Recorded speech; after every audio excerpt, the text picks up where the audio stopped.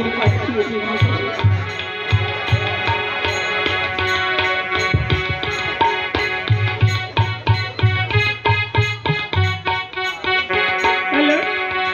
মায়েরা ধনী করুন, যে সকল মা সকল বসে আছেন এগুলো ধনী করুন, সংখ্যা ধনী ধনী করুন মায়েরা।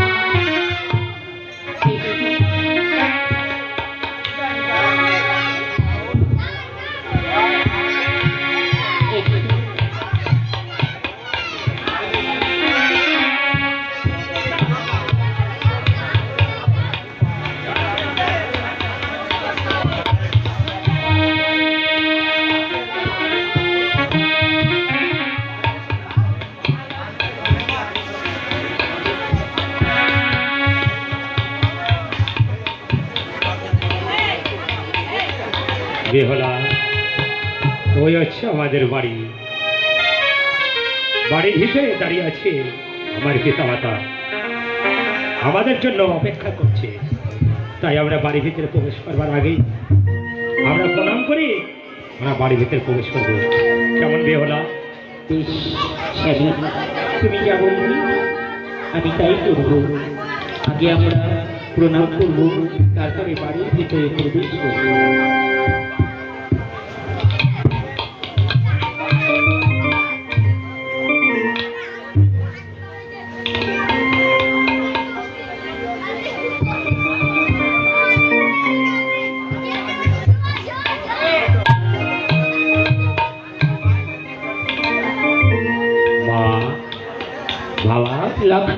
আমরা চলে এসেছি, তবু চরণে প্রণাম।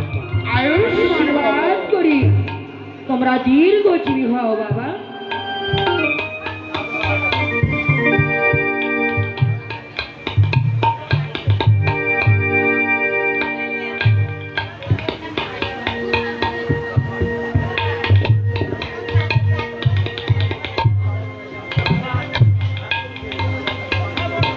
মাগো,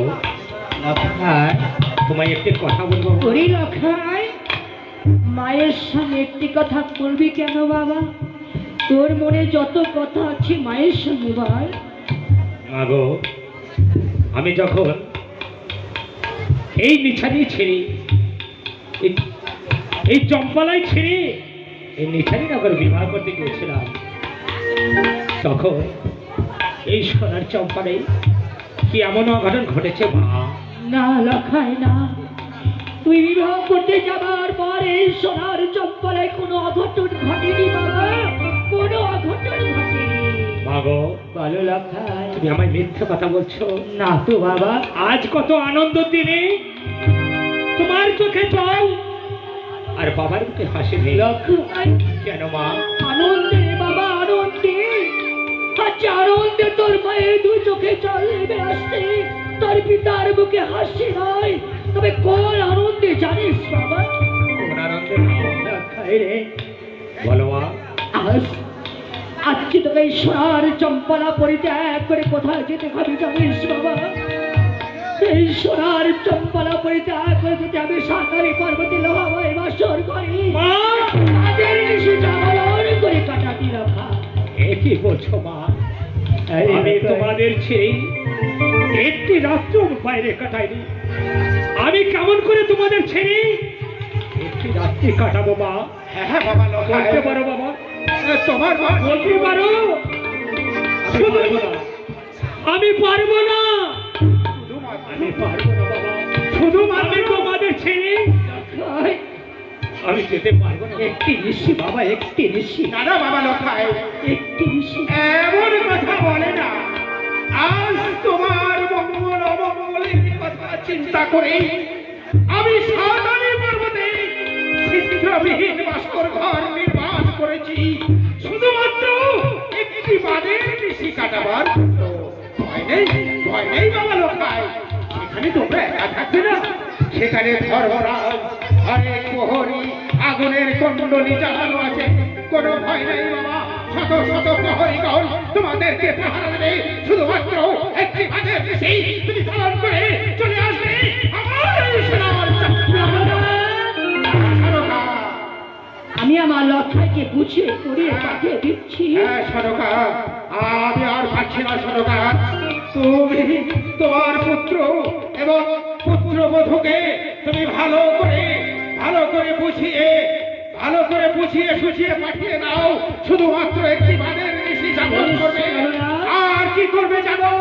আর ওই লোহাময় বাসর ঘরে যেন সারা নিশি প্রাঞ্চ প্রদীপ জ্বালা থাকে, এই কথাটি আমার মা বেহুলাকে তুমি বলে দিও সরকার। আমি এখন আসছি। এসো। লখাই রে, বলো মা। এই আদেশ যে তোর পিতার আদেশ যে তোকে পালন করতে হবে। লখাই, পিতার আদেশ তোকে পালন করতে হবে। মা গো, লখাই, সত্যি কি তুমি আদেশ ফিরিয়ে নেবে না মা? আমার ছেলের ক্ষমতা নয় রে লখাই। এই আদেশ যে তোর পিতা করেছে, দুঃখ কেন করছিস লখাই? মা গো, বল। আমি কি এমন অনন্যায় করেছি মা? তোমাদের ছেড়ে আমি কেমন করে থাকবো মা? লখাই রে, বলতে পারো মা?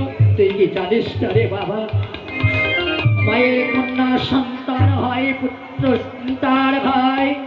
মায়ের কর্তব্য মানুষ করবার, মেয়ে মানুষ করে পরের ছেলের হাতে তুলে দিতে হয়, ছেলে মানুষ করে পরের মেয়ের হাতে তুলে দিতে হয়। এটা আমাদের কর্ম, আমাদের কর্তব্য।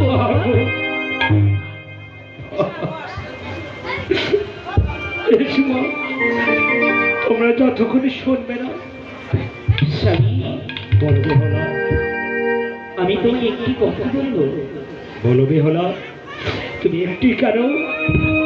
তোমার মনে যত কথা আছে তুমি বাবার সঙ্গে সব বলতে পারবে হলো। আচ্ছা বলো তো স্বামী, একটু আগে যাদের তুমি পিতা মাতা বলে ডাকলি, এরা কি তোমার সত্যিকারের আমার মাতা পিতা না পালিত মাতা পিতা?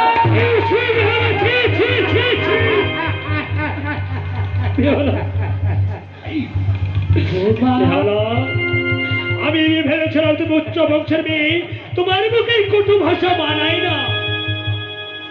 মা, লখাই, মা গো, লখাই, হলো ছেলে মানুষ, না জেনে না শুনে তাদের চরণে শত শত অপরাধ করেছি।